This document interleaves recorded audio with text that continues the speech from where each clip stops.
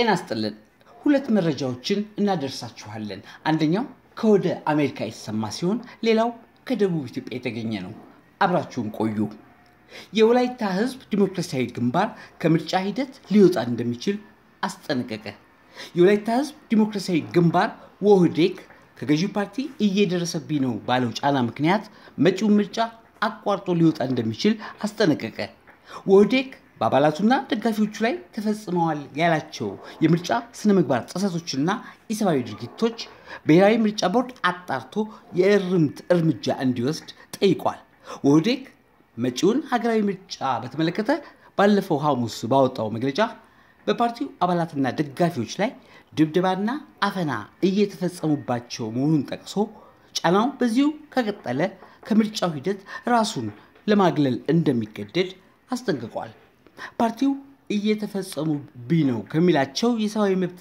ጥሰቶች በተጨማሪ የወህዴክ አባላትና ደጋፊዎች በምርጫ ቅስቀሳ ወቅት ትንኮሳዎች እንደሚገጥማቸው አመልክቷል የፓርቲው አባላት ትላንት ግንቦት 19 በሶዶ ዙሪያ ምርጫ ክልል 01 በባይራ ኮሻ ወረዳ ከመራጩ ህዝብ ጋር ለመተዋወቅ በሄዱበት ወቅት የገጠማቸውንም ለማሳያነት ጠቅሷል በዚሁ ወረዳ ለምርጫ ቅስቀሳ የተሰማሩ አባላቱ በፖሊስ ኃይል እገታና ድብደባ እንደደረሰባቸው እንዲሁም ለቅስቀሳ ሲጠቀሙበት የነበረ ተሽከርካሪና ባነር ጋር ለእስራት መዳረጋቸውን አስታውቋል ከዚህም በተጨማሪ የፌደራልና የክልል የመንግስት ባለስልጣናት ከህዝብ ጋር ተገናኝተው የምርጫ ቅስቀሳዎች በሚያደርጉበት ወቅት ዛቻና ማስፈራሪያ የተሞላባቸው አገላለጾችን እንደሚጠቀሙ ፓርቲው በመግለጫው ላይ አመላክቷል ወህዴክ የሰሞኑ መግለጫ ለመስጠት የተገደደው በፓርቲው አባላትና ደጋፊዎች ላይ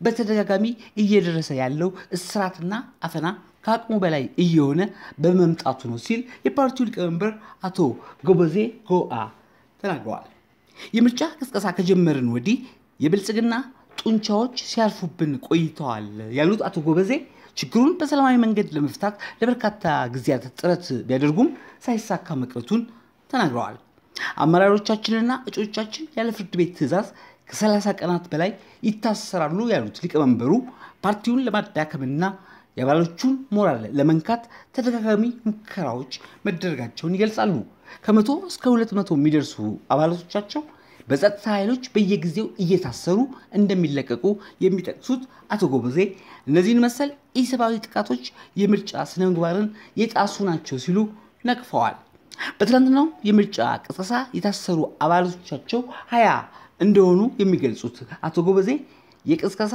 መኪናቸው ጭምር እስካሁንም በፖሊስ ቁጥጥር ስር እንዳሉ ተናግረዋል የፓርቲው አመራሮች በዛሬው ዕለት ወደ ወረዳው ተጉዘው የታሰሩ አባላቶቻቸውን ለመጠየቅ ቢሞክሩም እንደተከለከሉም አስረድተዋል በአሁኑ ወቅት ቦታው በጸጥታ አካላት ተከቦ እንደሚገኝ ነው የገለጹት እንደነዚህ አይነት ጫናዎች የሚቀጥሉ ከሆነ ፓርቲው ለአባላቱና ለወላይታ ህዝብ ደህንነት ሲል ከምርጫው ራሱን እንደሚያገል አቶ ጎበዜ አስታውቀዋል አሜሪካ በኢትዮጵያና ኤርትራ ላይ ተጨማሪ ማዕቀቦች ልትጥል እንደምትችል አስጠነቀቀች አሜሪካ በኢትዮጵያና ኤርትራ ላይ ተጨማሪ ማዕቀቦች ልትጥል እንደምትችል የሀገሪቱ የውጭ ጉዳይ ሚኒስቴር የአፍሪካ ጉዳዮች ረዳት ሚኒስትር አስጠነቀቁ የሚኒስትሩ ማስጠንቀቂያ ባለፈው ሐሙስ በተደመጠበት የአሜሪካ ሴኔት የውጭ ግንኙነት ኮሚቴ ስብሰባ ሴናተር ጂም ሪሽ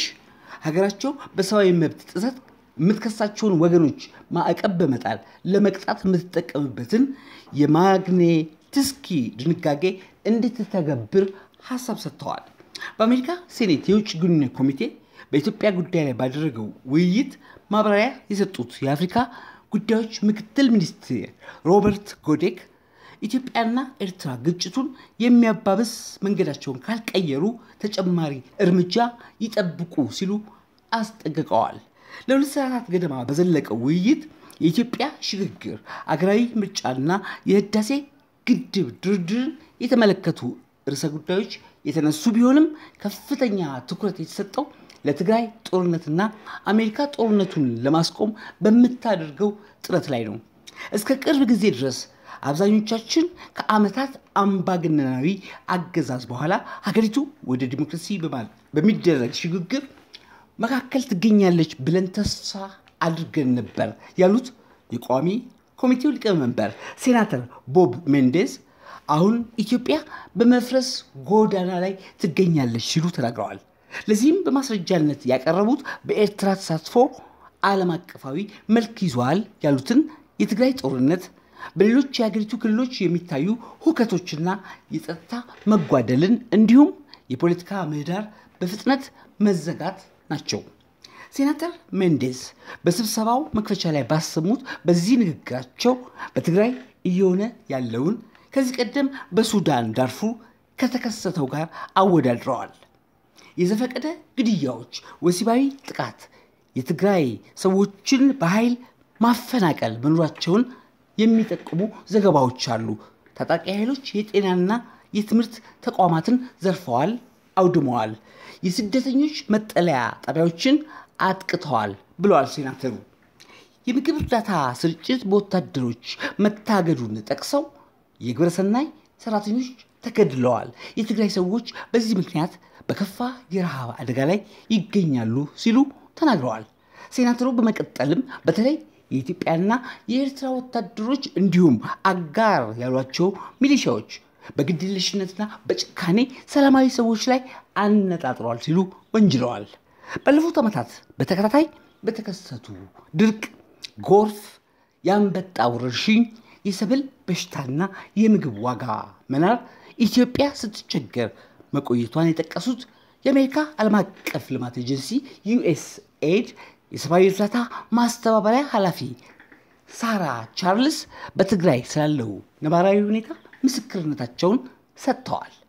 በትግራይ ያሉ ዜጎች በግጭት ምክንያት መገበያየት፣ ማሳቸውን ማረስና በርካታ አገልግሎቶች ማግኘት አለመቻላቸውን የጠቀሱት ኃላፊዋ በዚህም የተነሳ ራሳቸውንና ቤተሰቦቻቸውን መመገብ መቸገራቸውን ለውጭ ግንኙነት ኮሚቴው አባላት አስረድተዋል። በክልሉ 2 ሚሊዮን ሰዎች መፈናቀላቸውንና 63000 የሚሆኑት ደግሞ ወደ ሱዳን መሰደዳቸውን ተናግረዋል። በርካታ የትግራይ አካባቢዎች የምግብ እጥረቱ አስቸኳይ ከሚባልበት ደረጃ መድረሱን ገልጸው በዚህ ደረጃ መጠበቅ ብቻ ሳይሆን የትግራይ ሰዎች በምግብ እጥረት፣ በተመጣጠነ ምግብ እጦት፣ በበሽታና ረሃብ ለመሞታቸው የተረጋገጡ ሪፖርቶች እየደረሱን ነው ብለዋል። ውጊያ ካልቆመ ኢትዮጵያ ባለፉት 40 ዓመታት አይታው ማታውቀው ረሃብ ሊገጥማት እንደሚችልም ሳራ ቻርልስ አስጠንቅቀዋል። የትግራይ የጤና አገልግሎት አሁንም ባልቆመው ግጭትና በዘረፋ ምክንያት ክፉኛ መጎዳቱን የገለጹት የUSAID ሰብአዊ እርዳታ ማስተባበሪያ ኃላፊ በክልሉ ከሚገኙ ሆስፒታሎችና የጤና ማዕከሎች ሙሉ በሙሉ አገልግሎት የሚሰጡት 16% ብቻ መሆናቸውን አስረድተዋል። የተቀረው የትግራይ የጤና መሰረተ ልማት ተዘርፏል ወይም ሰዎች የሚፈልጉት አንገብጋቢ አገልግሎት ተከልክለው በታጣቂዎች ተይዘዋል ብለዋል። በውይይቱ ላይ ጠንከር ያለ አቋማቸውን ካንጸባረቁት መካከል በአሜሪካ ሴኔት የውጭ ግንኙነት ኮሚቴ ምክትል ሊቀመንበር የሆኑት ጂም ሪሽ አንዱ ናቸው። ሴናተሩ ለኢትዮጵያ ዲሞክራሲያዊ ሽግግር የተገባው ቃል አሁንም ሊሳካ የሚችል ነው፣ ነገር ግን በቅርቡ በኢትዮጵያ በቀጠናው የተፈጠሩ ክስተቶች እንዲሁም ኮቪድ-19 ወረርሽኝና ያስከተለው ኢኮኖሚያዊ መቀዛቀዝን የመሳሰሉ ዓለም አቀፍ ፈተናዎች የኢትዮጵያን ጉዞ አወሳስበውታል ብለዋል። በተለይ በትግራይ በመካሄድ ላይ የሚገኘው ጦርነት የኢትዮጵያ ዲሞክራሲያዊ መጻኢ ዕጣ ፈንታን በተመለከተ አሜሪካ ያላትን ተስፋ መሸርሸር ብቻ ሳይሆን የኢትዮጵያ ኢኮኖሚያዊና ፖለቲካዊ ሽግግር ለሁሉም ኢትዮጵያዊ አይደለም የሚል ጥልቅ ስጋት ፈጥሯል ብለዋል። ጦርነቱ በሱዳንና በሶማሊያ የሰላም ማስከበር ተልእኮችን ማስተጓጎሉን፣ በኢትዮጵያ የድንበር አካባቢዎች ውጥረት መቀስቀሱን የገለጹት ጂም ሪሽ በጦርነቱ ብቻ ሳይሆን በታላቁ የህዳሴ ግድብ የውሃ አሞላል ሰበብ በተፈጠረው ቀውስ ሳቢያ የአካባቢው አገሮች ከአንዱ ለመወገን መገደዳቸውን በንባብ ባቀረቡት ንግግራቸው ለተሳታፊዎች ገልጸዋል። በአሜሪካ ሴኔት የውጭ ግንኙነት ኮሚቴ ምክትል ሊቀመንበር ጂም ሪሽ የፕሬዝዳንት ጆ ባይደን አስተዳደር ግጭቱን ለማስቆም የማግኒስቲክ ድንጋጌን ጨምሮ ሁሉንም አማራጮች እንዲጠቀም መክረዋል።